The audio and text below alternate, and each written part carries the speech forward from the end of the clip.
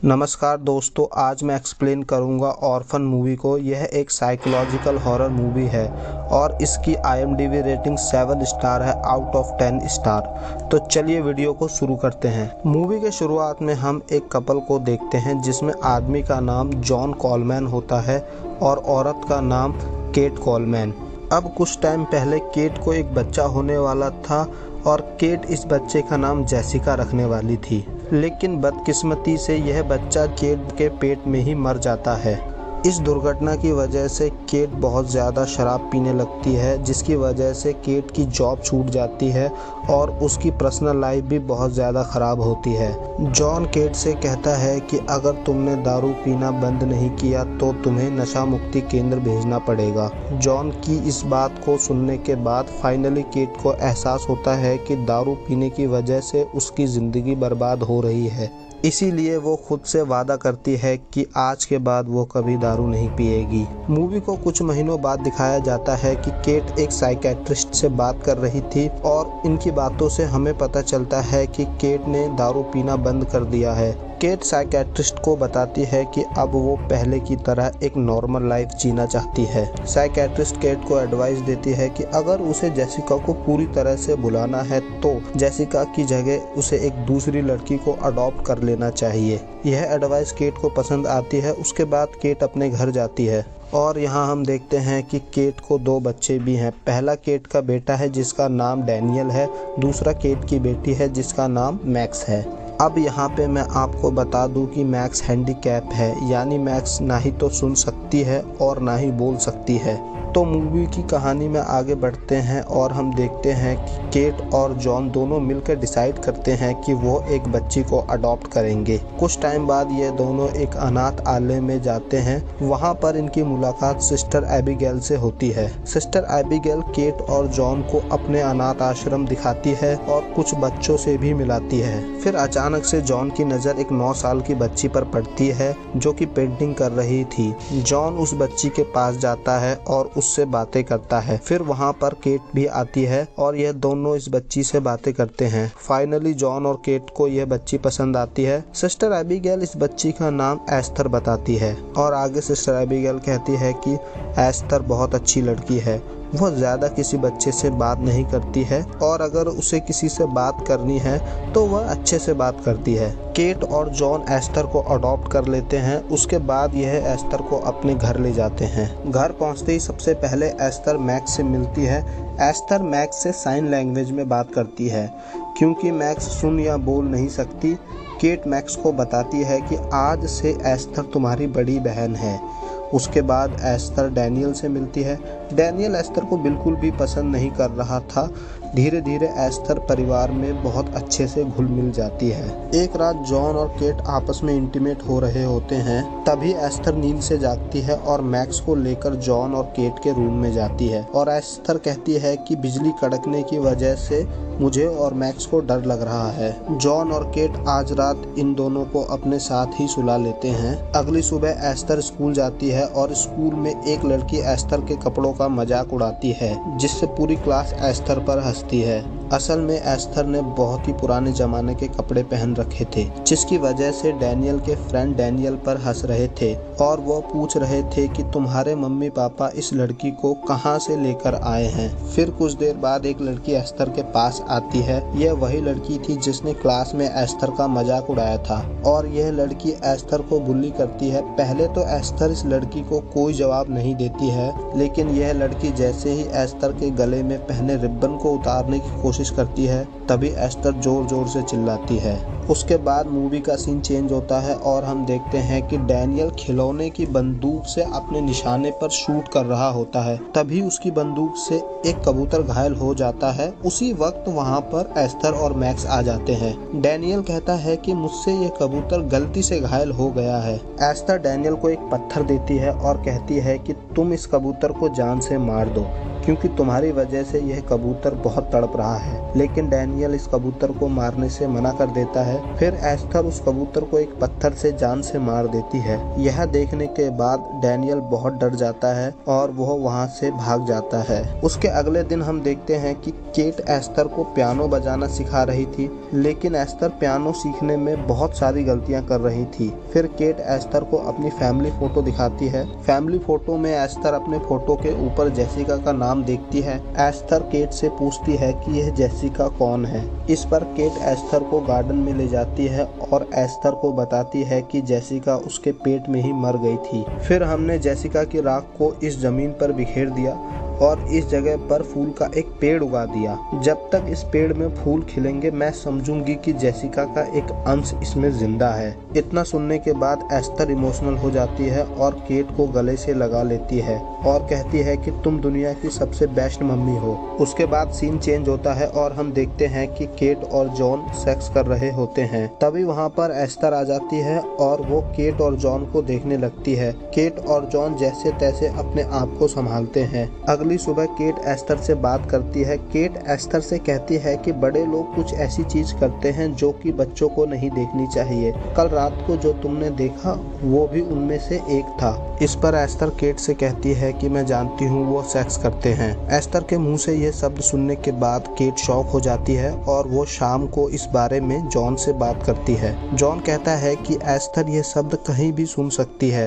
हो सकता है उसने यह शब्द स्कूल से सुना हो। केट जॉन से कहती है कि उसके बोलने का तरीका बहुत अलग था, मानो जैसे वो इस शब्द का मतलब जानती हो। जॉन इन सब बातों को इग्नोर कर देता है और केट से कहता है कि वो एक 9 साल की बच्ची है। अगली सुबह जॉन मैक्स और एस्थर को पार्क में घुमाने के लिए ले जाता है, जहाँ पर जॉन को उसकी पुरानी दोस्त मिलती है और जॉन उसके साथ फ्लर्ट करने लगता है। वहीं दूसरी तरफ एस्थर ये सब कुछ देख रही होती है। एस्थर देखती है कि इस पार्क में वो लड़की भी खेल रही है जिसने स्कूल में उसका मजाक उड़ाया था। एस्थर उस लड़की के पीछे जाती है और उसे स्लाइड से धक्का दे देती है। उसके बाद मूवी का सीन चेंज होता है और हम देखते हैं कि सब लोग डिनर कर रहे होते हैं। इसी दौरान जॉन एस्थर से पूछता है कि क्या तुमने उस लड़की को धक्का दिया था।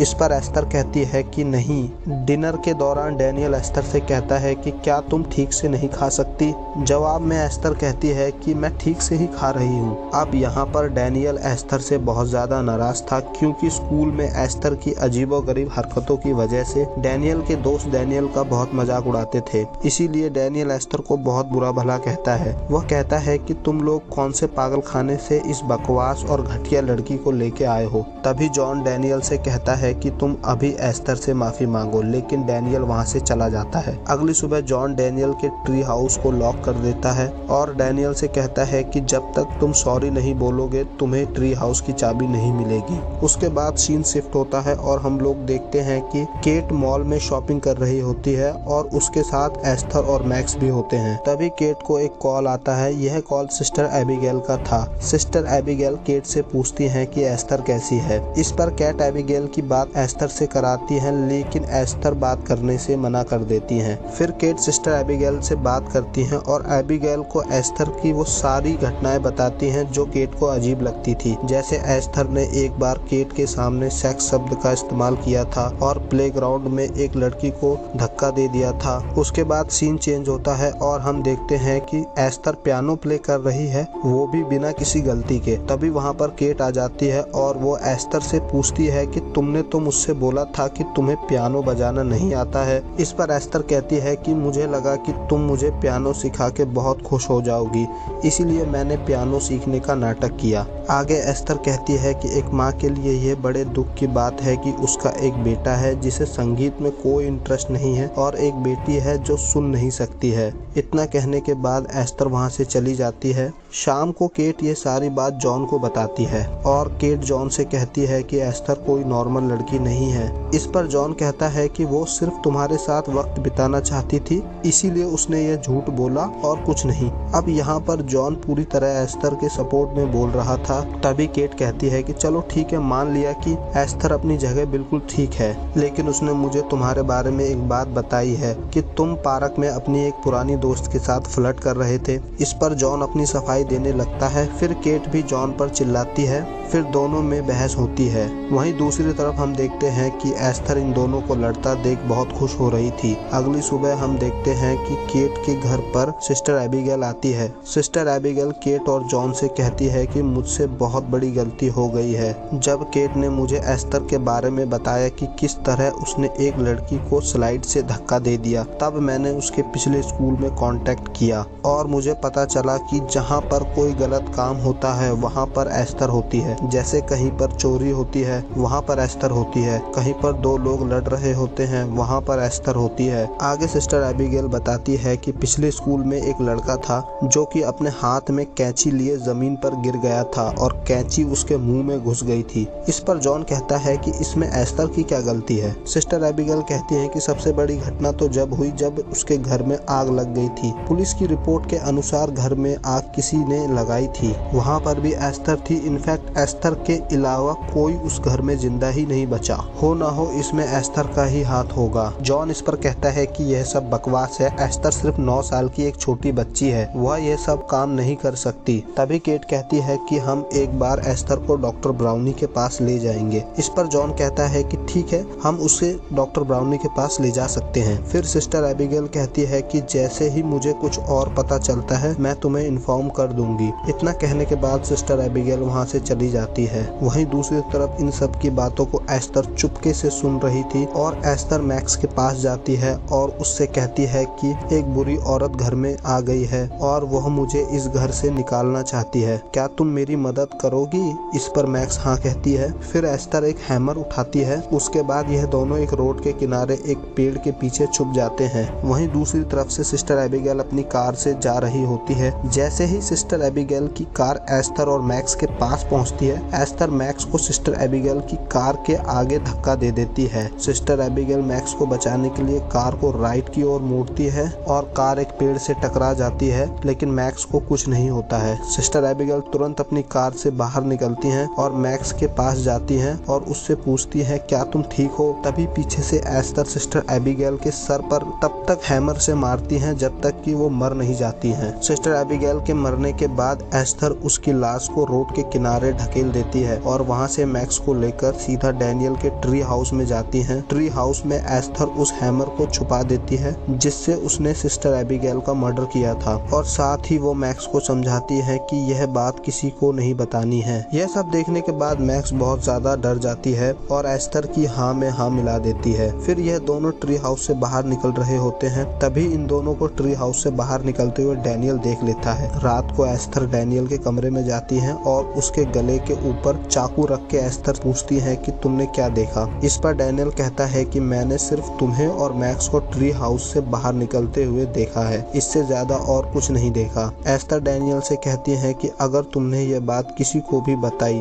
तो मैं तुम्हारे इतने टुकड़े करूंगी कि तुम सोच नहीं सकते हो। इतना सुनने के बाद डैनियल अपनी पैंट में सुसु कर देता है। अब यहाँ पर जब एस्थर ट्री हाउस से बाहर निकल रही होती है तो उसने देख लिया था कि डैनियल उसे देख रहा था। उसके बाद अगली सुबह होती है और हम देखते हैं कि एस्थर डॉक्टर ब्राउनी के पास है और डॉक्टर ब्राउनी एस्थर से अकेले में कुछ बात कर रही होती है। अब मूवी में हमें ये नहीं दिखाया गया है कि एस्थर और डॉक्टर ब्राउनी के बीच में क्या बात हुई है। अब मूवी की कहानी पर आते हैं, जहाँ पर डॉक्टर ब्राउनी एस्थर से बात करने के बाद वह केट और जॉन से बात करती है और वह उन्हें बताती है कि एस्थर के पिछली जिंदगी में कोई प्रॉब्लम नहीं है, प्रॉब्लम एस्थर की अभी की जिंदगी में है। आगे डॉक्टर ब्राउनी कहती है केट एस्थर का ध्यान अच्छे से नहीं रख पा रही है, शायद केट एक अच्छी माँ नहीं है। इसके जवाब में केट डॉक्टर ब्राउनी से पूछती है कि एस्थर ने तुम्हें क्या कहा है। तभी केट को एक कॉल आता है और यह कॉल पुलिस का था क्योंकि सिस्टर एबिगेल की लाश पुलिस को मिल चुकी थी। केट और जॉन तुरंत घर जाते हैं और वहाँ पर इन्हें पुलिस मिलती है। पुलिस केट और जॉन से कुछ सवाल पूछती है क्योंकि सिस्टर एबिगेल मरने से पहले लास्ट टाइम केट और जॉन के साथ ही थी।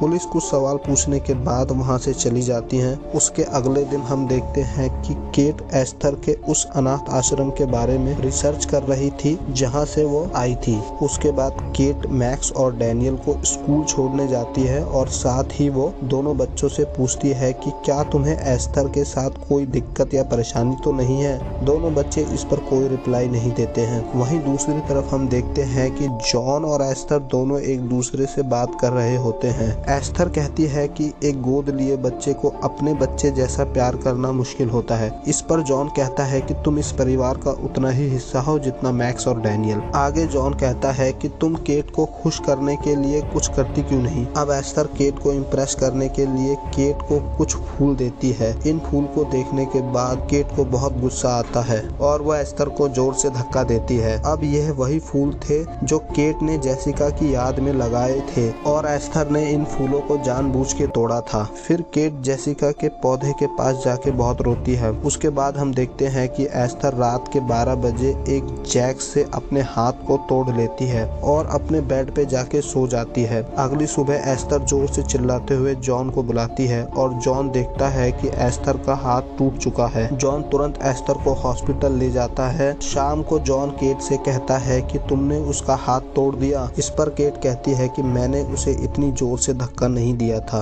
अब यहाँ पर हम लोग क्लियरली देख पाते हैं कि जॉन और केट के रिलेशन खराब हो रहे थे। खैर उसके बाद केट एक वाइन शॉप पर जाती है और वहाँ से 2 बोतल वाइन खरीदती है। लेकिन केट जैसे ही वाइन को पीने जाती है तो केट को अपनी पिछली जिंदगी याद आ जाती है कि कैसे दारू की वजह से उसकी जिंदगी बर्बाद हुई थी। इसी वजह से केट वाइन की बोतल को टॉयलेट में खाली कर देती है। अगली सुबह केट डैनियल, मैक्स और एस्थर को स्कूल छोड़ने जाती है। केट अपनी कार को एक ढलान पर हैंड ब्रेक लगाकर खड़ी कर देती है और डैनियल को स्कूल छोड़ने जाती है। कार के अंदर मैक्स और एस्थर दोनों अकेले रहते हैं। तभी एस्थर कार से बाहर निकलती है और कार का हैंड ब्रेक अनलॉक कर देती है, जिसकी वजह से कार ढलान से नीचे उतरने लगती है। अब कार के अंदर मैक्स रहती है और दूसरी तरफ केट कार के पीछे पीछे भागती है। कार बाल एक ट्रक से टकराने से बचती है। फाइनली कार एक बर्फ के चट्टान से टकराने की वजह से रुक जाती है। केट तुरंत मैक्स को कार से बाहर निकालती है और उसे गले से लगा लेती है। उसके बाद शाम को हम लोग देखते हैं कि जॉन और डॉक्टर ब्राउनी मिलकर केट से इस कार एक्सीडेंट के बारे में पूछते हैं। केट इसका इल्जाम भी एस्थर पर लगा रही थी। तभी जॉन केट को एक खाली वाइन की बोतल दिखाता है और कहता है कि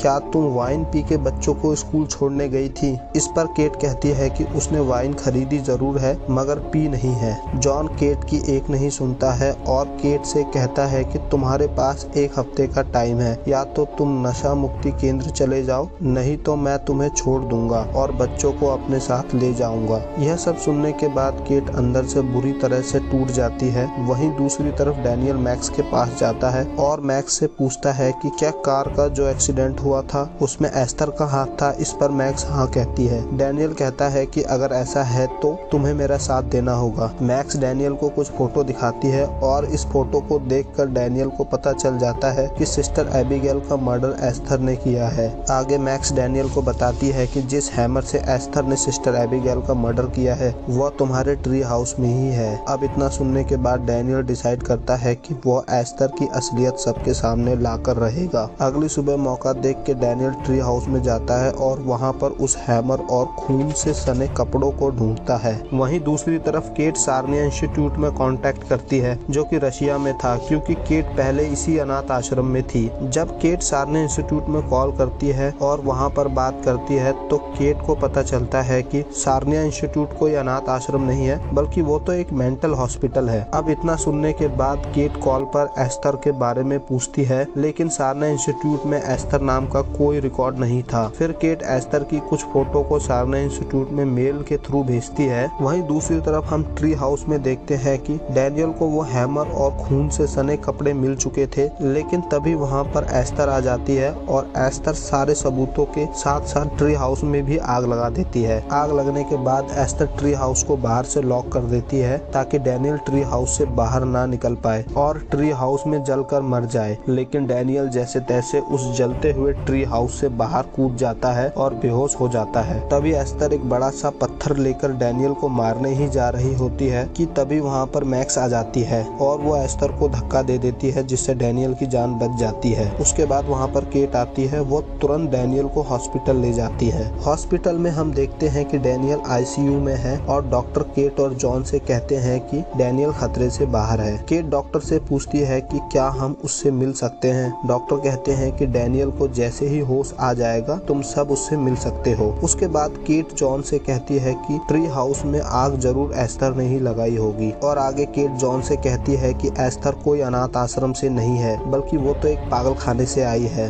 अब केट की इस बात पर जॉन बिल्कुल भी भरोसा नहीं कर रहा था। जॉन केट से कहता है कि अगर एस्थर एक पागल खाने से आई होती तो हमारे पास उसके पासपोर्ट और उसके सारे डॉक्यूमेंट भी नहीं होते। तभी केट कहती है कि यह सारे डॉक्यूमेंट तो फेक भी बनवाए जा सकते हैं, इसमें कोई बड़ी बात नहीं है। वहीं दूसरी तरफ हम देखते हैं कि एस्थर अपनी ग्रैंड माँ से कुछ पैसे लेती है और कहती है कि मैं बस एक सॉफ्ट ड्रिंक लेके अभी वापस आई। एस्थर सीधा डैनियल के रूम में जाती है और वहाँ एक तकिए से डैनियल के मुंह को दबाती है, जिससे एक पल के लिए डैनियल की सांस बंद हो जाती है। एस्थर को लगता है कि डैनियल मर चुका है, इसीलिए वो वहाँ से चली जाती है। फिर डॉक्टर वहाँ पे आते हैं और देखते हैं कि डैनियल की सांस बंद हो चुकी है। वो तुरंत डैनियल को इमरजेंसी रूम में ले जाते हैं और फाइनली डैनियल की सांस फिर से चलने लगती है। अब इतना सब कुछ देखने के बाद केट आउट ऑफ कंट्रोल हो जाती है और वो एस्थर को एक थप्पड़ मारती है, क्योंकि केट जानती थी कि इन सब के पीछे एस्थर का ही हाथ है। सब लोग केट को पकड़ते हैं और डॉक्टर केट को एक इंजेक्शन लगाता है, जिससे केट बेहोश हो जाती है। जॉन केट और डैनियल को हॉस्पिटल में छोड़ के घर आ जाता है। घर पर जॉन के साथ एस्थर और मैक्स रहती हैं। जॉन मैक्स और एस्थर को अपने अपने रूम में सुला देता है और खुद दारू पीने लगता है। फिर थोड़ी देर बाद एस्थर जॉन के पास आती है और एस्थर ने छोटे कपड़े पहन रखे थे, मुंह पर मेकअप लगा रखा था। एस्थर को देखकर ऐसा लग रहा था जैसे वो कोई जवान लड़की हो। खैर, एस्थर जॉन के साथ इंटीमेट होने की कोशिश करती है, लेकिन जॉन एस्थर के साथ इंटीमेट होने से साफ मना कर देता है और एस्थर से कहता है कि तुम अपने रूम में जाओ। एस्थर गुस्से में अपने रूम में चली जाती है। वहीं दूसरी तरफ हम हॉस्पिटल में केट को देखते हैं। तभी केट को एक कॉल आता है और यह कॉल सार्निया इंस्टीट्यूट से एक डॉक्टर का था। डॉक्टर केट से कहता है कि मैंने अभी अभी वो पिक्चर देखी है जो आपने भेजी थी।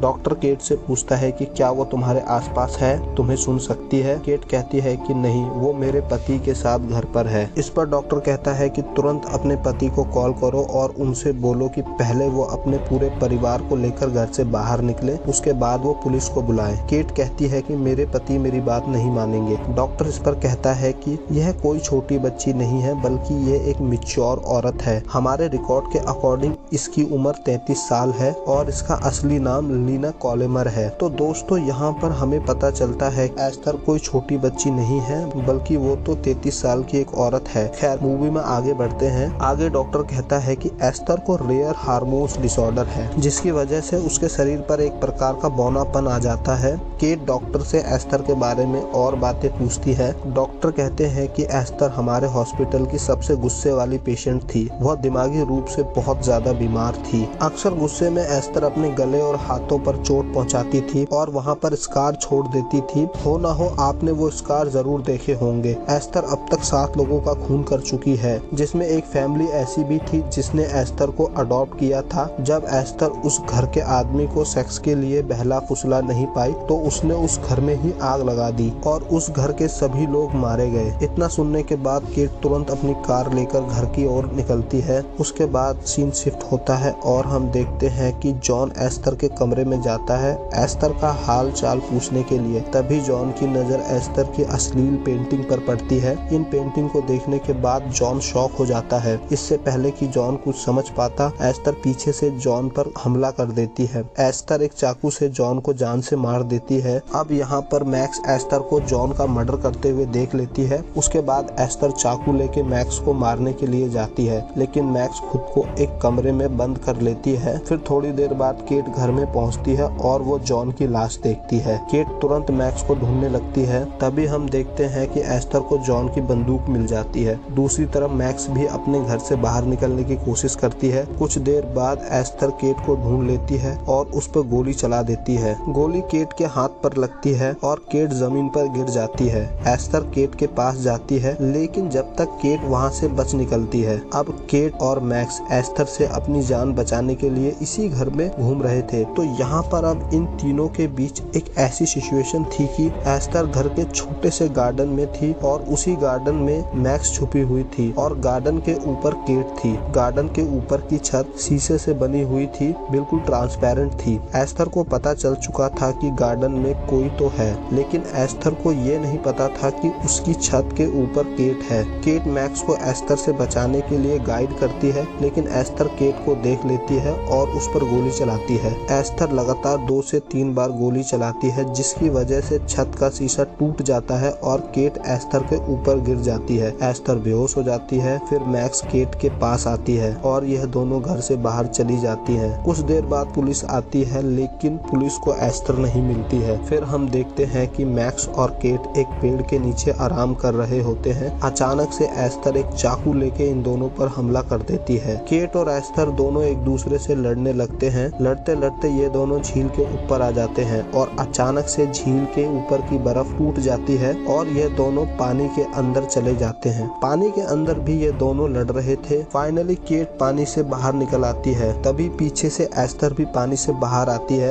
एस्थर के एक हाथ में चाकू होता है और दूसरे हाथ से वो केट को पकड़ती है और कहती है, मुझे अपने साथ ले चलो मम्मी। लेकिन केट एस्थर की इस चाल को समझ जाती है और एस्थर को एक लात मारती है, जिसकी वजह से एस्थर पानी में गिर जाती है और उसकी मौत हो जाती है और मूवी यहीं पे खत्म हो जाती है। तो यह थी ऑर्फन मूवी की एक्सप्लेनेशन। हालांकि इस मूवी में कोई गोश्त या कोई आत्मा नहीं है, यह एक साइकोलॉजिकल थ्रिलर हॉरर मूवी है। तो मैं उम्मीद करता हूँ कि वीडियो आपको पसंद आया होगा। वीडियो पसंद आया तो चैनल को सब्सक्राइब कीजिए और वीडियो को लाइक कीजिए। मिलते हैं अगली वीडियो में।